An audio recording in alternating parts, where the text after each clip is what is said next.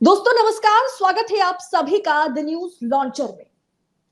एक केस से राहुल गांधी को थोड़ी राहत क्या मिलती, उन पर दूसरा केस ठोक दिया जाता है और अब लखनऊ कोर्ट ने राहुल गांधी को समन भेज दिया। अब राहुल गांधी को लखनऊ कोर्ट में हाजिरा लगाना है। समन आ गया है। सबसे पहले कंट्रोल रूम संतोष सर को हमारे साथ जोड़ लीजिए। सर नमस्कार, स्वागत है आपका। बहुत बहुत धन्यवाद भारतीय जी। और न्यूज लॉन्चर के तमाम दर्शकों का भी स्वागत है इस कार्यक्रम में। भारतीय सेना पर राहुल गांधी ने कथित विवादित बयान दिया था।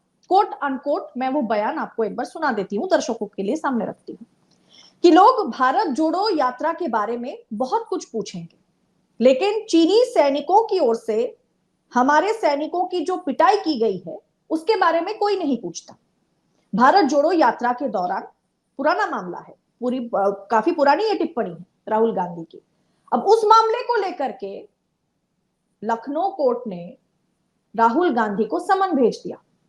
अब उन्हें लखनऊ कोर्ट जाना है। क्या राहुल गांधी पर फिर से टारगेट की जा रही है? राहुल गांधी को एक फिर से ऑब्जेक्टिफाई करने की कोशिश हो रही है। उनको बहुत वक्त लगा, वो जो पप्पू वाली इमेज से निकलने के लिए उनको हजारों किलोमीटर का सफर तय करना पड़ा। अब क्या भारतीय जनता पार्टी के पास, मोदी जी की सरकार के पास, मोदी के पास 272 का आंकड़ा नहीं है? अब ऐसे में जितने भी तमाम राज्य में चुनाव होने हैं, खास करके अभी बिहार में इलेक्शन है, और उससे पहले राहुल गांधी की छवि को फिर एक बार क्या धूमिल करने की कोशिश है?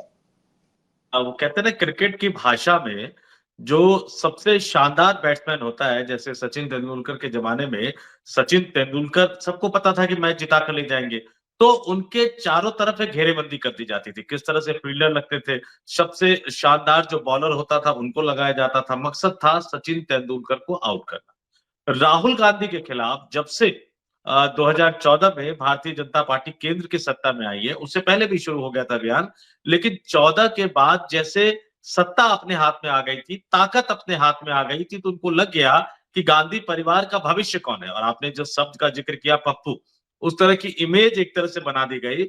और उसके बावजूद जब राहुल गांधी लड़ते हुए नजर आए, सड़क पर उतरते हुए नजर आए, और ये बात बिल्कुल सही है। देखिए अदिति जी, इस देश की जो तासीर है, इस देश का जो सामाजिक राजनीतिक ढांचा है, इस देश ने देखा कि एक व्यक्ति, एक एडवोकेट कैसे इस देश के अंदर आए और पूरे देश का दौरा कर लिया, पूरे देश में घूम गए। इस देश ने उन्हें महात्मा की उपाधि दे दी, महात्मा गांधी बना दिया, बापू बना दिया। राहुल गांधी की राजनीतिक सोच को लेकर, राहुल गांधी की राजनीतिक समझ को लेकर, राहुल गांधी के राजनीतिक फैसलों को लेकर आप भले ही कितनी भी आलोचना कर ले, क्योंकि नेताओं की आलोचना होनी चाहिए, उनको आईना दिखाने का काम होना चाहिए, लेकिन ये भी एक सच्चाई है कि इस आधुनिक दौर में जो उन्होंने यात्रा की भारत जोड़ो, वो यात्रा उनके अलावा कोई और नेता नहीं कर पाया। एक छवि बनी, और जब आपकी छवि बनने लगती है, जब लोगों में आपके बारे में चर्चा होने लगती है, जब लोग आपको सुनना पसंद करने लगते हैं, तो यहाँ पर सरकार हिलने लगती है, सरकार डरने लगती है। और फिर क्या होता है? फिर हम वो तमाम चीजें देख रहे हैं जो होने लगता है। देश की न्यायपालिका पर सवाल उठाना मकसद नहीं है, देश की अदालतों पर सवाल उठाना मकसद नहीं है, लेकिन कैसे गुजरात में एक मामला दर्ज किया गया मोदी सरनेम के मामले में, कैसे उस मामले को आगे बढ़ाया गया, मानहानि के कानूनों की किस तरह से गलत व्याख्या की गई, सजा दी गई, जो कि अधिकतम सजा थी वो सजा दी गई, और फिर आनन फानन में उनकी लोकसभा सांसदी रद्द कर दी गई। जब सुप्रीम कोर्ट ने स्टे लगा दिया था, तो कई दिन लग गए उनकी सांसदी को फिर से बहाल करने में। और अब देखिए, एक के बाद एक बाबा साहब भीमराव अम्बेडकर के अपमान का मसला आया, एफआईआर दर्ज हो गई, मारपीट का आरोप लगा दिया गया संसद भवन परिसर के अंदर। हालांकि उस समय से भी हम लगातार कह रहे कि अगर ऐसा कुछ हुआ था तो सीसीटीवी फुटेज दे दीजिए। और एक के बाद एक लगातार अदालतों में मुकदमे किए जा रहे हैं। पूरे देश के न जाने कितने राज्यों में उनके खिलाफ मुकदमे कर दिए गए हैं, और उस श्रृंखला में, एक नए मुकदमों की श्रृंखला में, ये लखनऊ वाला मामला है। अब इस लखनऊ वाले मामले को समझिए, बड़ा दिलचस्प मामला है। सेना को लेकर एक बयान दिया गया, सरकार की रक्षा और सुरक्षा नीति पर एक बयान दिया गया। जवाब सरकार की तरफ से आना चाहिए था, जवाब सरकार को देना चाहिए था। जवाब देने की बजाय वो सीधे सीधे सामने वाले की देशभक्ति पर सवाल उठा देते हैं, और फिर एक शख्स खड़े हो जाते हैं जो मामला दर्ज करवाते हैं, और अदालत उनको समन जारी कर देती है, अदालत उनको बुला लेती है। अदालत ये नहीं पूछती कि जो व्यक्ति कोर्ट में गया उस व्यक्ति का अपना हित क्या है। आप एक पीआईएल लेके चले जाइए सरकार के खिलाफ, तुरंत जज साहब पूछ लेंगे आपसे कि आपका क्या हित है इसमें, और अगर आपका हित नहीं होगा तो सुप्रीम कोर्ट या हाई कोर्ट ऐसे पीआईएल लगाने वाले कई वकीलों पर, कई लोगों पर जुर्माना तक लगा देती है 50,000 और 1 लाख का। यहां कोर्ट ने नहीं पूछा कि जिसकी मानहानि हुई है, जो ये कह रहा है कि मानहानि हुई है, किस आधार पर वो कह रहे हैं कि उनकी मानहानि हुई है।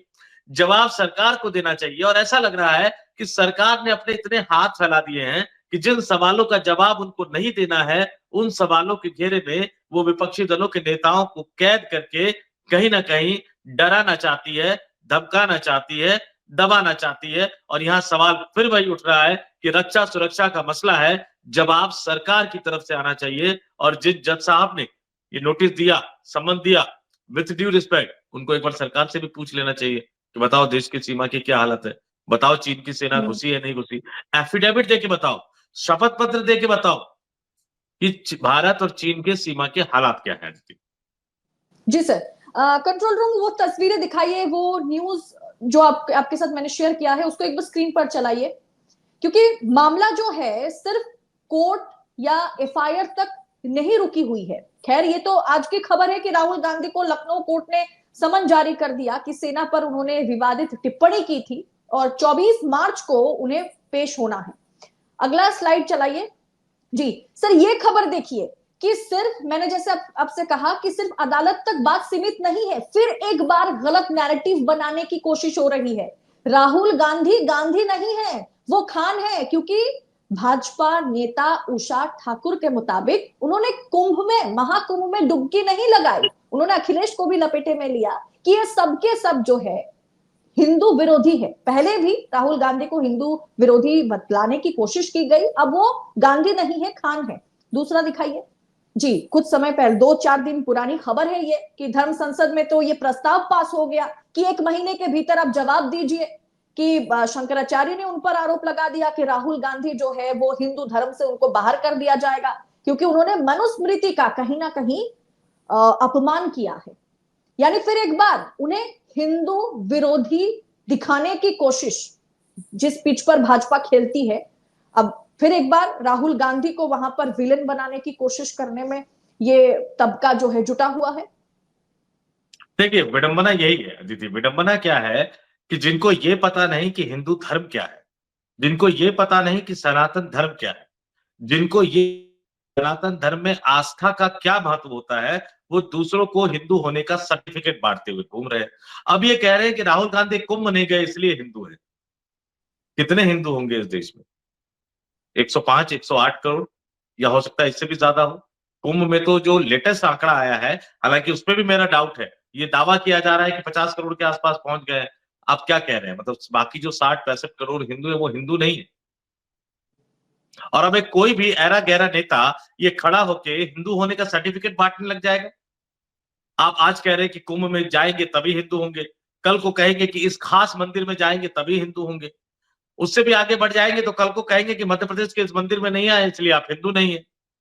और फिर ये शंकराचार्य जनाब है जो राहुल गांधी को हिंदू धर्म से निकालने का सर्टिफिकेट दे रहे हैं। मैं फिर कह रहा हूं कि इन लोगों ने हिंदू धर्म को एक संकीर्ण विचारधारा वाला धर्म बनाकर रख दिया है, जबकि हिंदू धर्म, सनातन धर्म सबको समाहित करने का नाम है। और जब आप हिंदू धर्म की बात करते हैं, जब आप सनातन धर्म की बात करते हैं, तो उसमें कई सारी ऐसी चीजें हैं जिसको आप तोड़ते हुए नजर आ रहे हैं। झूठ बोलना भी तो पापी कहा गया है ना। कुंभ में भगदड़ मची, कितनी जगह में भगदड़ मची, आज तक सच नहीं बताएगा, छुपाया जा रहा है ना। कितने लोग मरे, कहां गई उनकी डेड बॉडीज, कैसे धमकाया जा रहा है परिवारों को, कैसे डराया जा रहा है परिवारों को, ये तमाम चीजें हो रही है। और विडंबना देखिए कि तमाम चीजें करने वाले, हिंदू धर्म का, सनातन परंपरा का मखौल उड़ाने वाले दूसरों को हिंदू होने का सर्टिफिकेट बांटते हुए घूम रहे हैं। और अगर सर्टिफिकेट इस अंदाज में ही बांटना है तो याद कर लीजिए गिरिराज सिंह क्या कहा करते थे, सबको पाकिस्तान भेजते थे। ऐसा लगता था जैसे पाकिस्तान सरकार का जो वीजा का काउंटर है उन्होंने खोल के रखा हुआ है कि जो ये नहीं करेंगे वो पाकिस्तान चले जाए, जो वो नहीं करेंगे वो पाकिस्तान चले जाए। 240 सीटें मिली हैं सिर्फ, तो क्या मान ले कि जो करोड़ों लोगों ने जो उनको वोट नहीं दिया वो हिंदू नहीं है।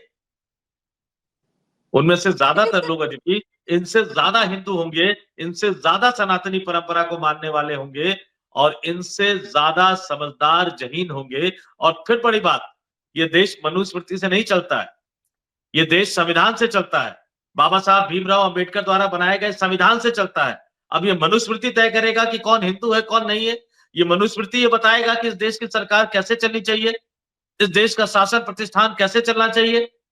मजाक उड़ा रहे हैं ये भारतीय संविधान का और बाबा साहब भीमराव अंबेडकर का, क्योंकि ये देश उस संविधान से चलता है जिस संविधान को बाबा साहब भीमराव अंबेडकर ने बनाया था और जिसको लेकर ये देश लोकतंत्र की यात्रा में आगे बढ़ रहा है। इनका बस चले तो इन्होंने 11 साल में देश को क्या बना दिया। कहां है लोकतंत्र, कहां है राजीव कुमार, कहां है चुनाव आयोग, कहां है सुप्रीम कोर्ट, कहां है हाई कोर्ट। ये तमाम सवाल है जो उठेंगे कि इन्होंने 11 साल में ही हालत कर दी। सोच लीजिए कि अगर इनकी मनुस्मृति के हिसाब से चलने लगे, हालांकि फिर मैं कह रहा हूं कि मनुस्मृति में भी कुछ ऐसा नहीं है कि उसका विरोध किया जा सके, लेकिन आधुनिक दौर में ये देश संविधान के हिसाब से चलना चाहिए और ऐसे नेताओं के खिलाफ, ऐसे नेताओं का सामाजिक बहिष्कार होना चाहिए जो दूसरे नेताओं को, दूसरे दल के नेताओं को हिंदू होने का सर्टिफिकेट बांट रहे हैं। मैं सामाजिक बहिष्कार की बात इसलिए कर रहा हूं क्योंकि भाजपा तो कुछ करेगी नहीं। भाजपा तो कपिल मिश्रा को प्रमोट करेगी, विधायक बना दिया। भाजपा ने लेकिन साहिल सिंह सर, वर्मा को विधायक बना दिया, मुख्यमंत्री भी बना सकते हैं। बीजेपी को तकलीफ कहां हो रही है? मोदी जी तो खुद कह रहे थे हेडक्वार्टर से खड़े होकर के कि कांग्रेस जो है वो 0 पे 0 लेती चली जा रही है, डबल 0 मिल रही है कांग्रेस को। अब ऐसे में राहुल गांधी तो उनके हिसाब से उतना बड़ा नेता है ही नहीं, लेकिन फिर भी राहुल गांधी के पीछे इन्हें क्यों पड़ते हैं ये तमाम, अब कह सकते हैं कि अंधभक्त हो, भाजपा के नेता हो, या कोर्ट तक मामला हर बात पे, हर महीने शायद एक केस अगर राहुल गांधी के खिलाफ ये लोग लगा सकते हैं कोर्ट में तो बेटर है इनके लिए। राहुल गांधी तो उतना बड़ा नेता है ही नहीं मोदी के मुताबिक, भाजपाइयों के मुताबिक। नहीं, मोदी की जुबान पे अगर हम विश्वास कर ले तो उनके हिसाब से राहुल गांधी बड़ा नेता नहीं है, लेकिन उनके दिमाग में जो डर चल रहा है ना, और ये डर कैसे, हम बेवजह नहीं बता रहे, डर कैसे चल रहा है। आप सदन के अंदर उनका कोई भी भाषण उठाकर देख लीजिए, उस भाषण में राहुल गांधी पर अटैक होता ही होता है। अगर डर नहीं होता राहुल गांधी का तो अटैक क्यों होता? अगर डर नहीं होता तो बार बार नेहरू और गांधी परिवार पे राजनीतिक हमला क्यों किया जाता है?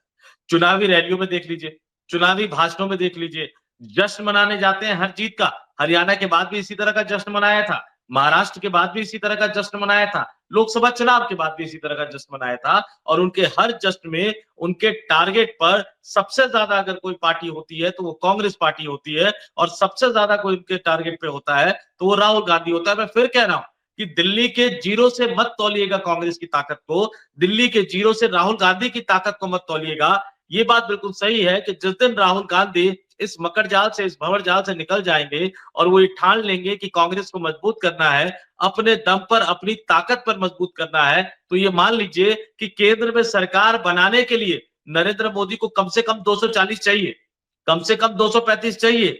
लेकिन कांग्रेस को, नरेंद्र मोदी को केंद्र की सत्ता से बाहर करने के लिए सिर्फ 120 125 सांसद चाहिए। जिस दिन कांग्रेस के सांसदों की संख्या 120 क्रॉस कर जाएगी, जितने विपक्षी दल हैं जो आजकल राहुल गांधी के नेतृत्व पर सवाल उठा रहे हैं, या फिर वो राजनीतिक दल जो कि भाजपा को समर्थन दे रहे हैं, वो तमाम राजनीतिक दल छूटकर, भागकर राहुल गांधी के साथ खड़े नजर आएंगे। उनको 240 चाहिए, राहुल गांधी को सिर्फ 120 चाहिए, और यही डर उनको सताया जा रहा है, यही डर उनको खाया जा रहा है।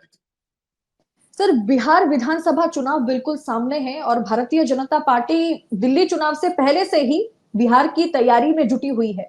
क्या आपको लगता है कि राहुल गांधी जो लगातार पटना का दौरा कर रहे हैं, आरजेडी प्रमुखों के साथ बैठ करके, अब लालू यादव भी है, तेजस्वी भी है, दोनों के साथ मिल रहे हैं, बातचीत जारी है चुनाव को लेकर के, और बिहार चुनाव से पहले राहुल को अगर बदनाम किया जा सकता है, उसमें बीजेपी सफल हो पाती है, टारगेट राहुल को करो तो अलायंस जो है, गठबंधन जो है, वो ऐसे ही नुकसान, अपने आप में नुकसान उठाएगा?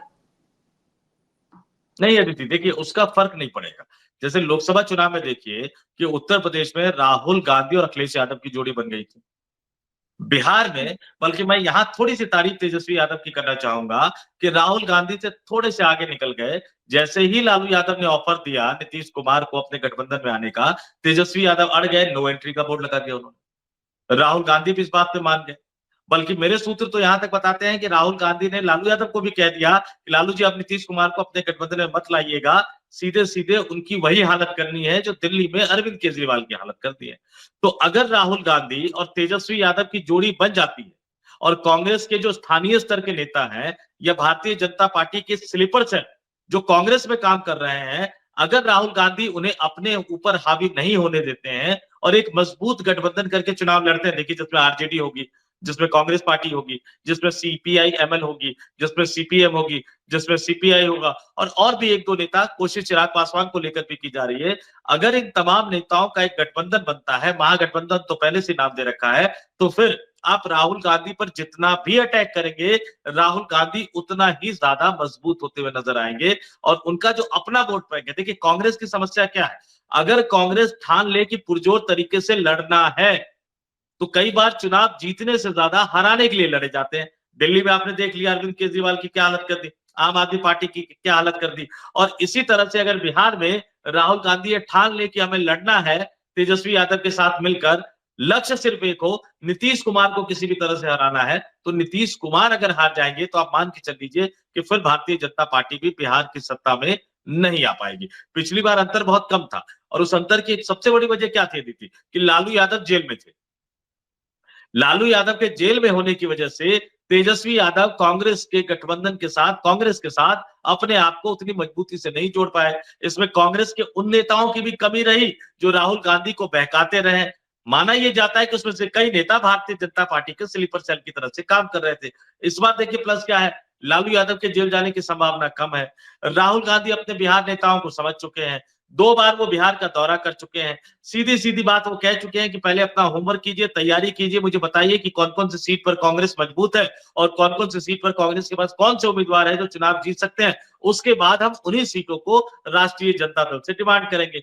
तो अगर इस ठोस तरीके से आगे बढ़ते हैं, फरवरी का महीना चल रहा है, अक्टूबर नवंबर में विधानसभा का चुनाव होना है, ज्यादा संभावना यह है कि सितंबर के महीने में विधानसभा चुनाव की तारीखों का ऐलान हो जाएगा, दूसरे सप्ताह में या तीसरे सप्ताह में। तो अगर आप अभी से तैयारी शुरू कर देते हैं, और राहुल गांधी ने 2 बार मैंने कहा कि जा चुके हैं, तो अगर ये तैयारी अभी से शुरू हो जाती है, ग्राउंड लेवल पर चले जाते हैं, गठबंधन में ये जो तमाम राजनीतिक दल है बिल्कुल स्थानीय स्तर पर जाकर अपने कार्यकर्ताओं को भी मजबूती से एक दूसरे के साथ जोड़ पाते हैं, तो फिर मोदी और अमित शाह का कोई भी जो प्लान है वो कामयाब नहीं होगा। और अदालतें नोटिस भेजते रहे, अदालतें कार्रवाई करते रहे, लेकिन जनता है, सच जानती है, बस उनको सच समझाना जरूरी है, सच उनको बताना जरूरी है। जी जी सर, बहुत बहुत धन्यवाद न्यूज लॉन्चर के मंच पर हमारे साथ जुड़ने के लिए। यानी कुल मिलाकर के देखा जाए तो भारतीय जनता पार्टी, मोदी शाह यानी गुजरात लॉबी, राहुल गांधी को अब भी पप्पू बनाने की जद्दोजहद में लगे हुए हैं।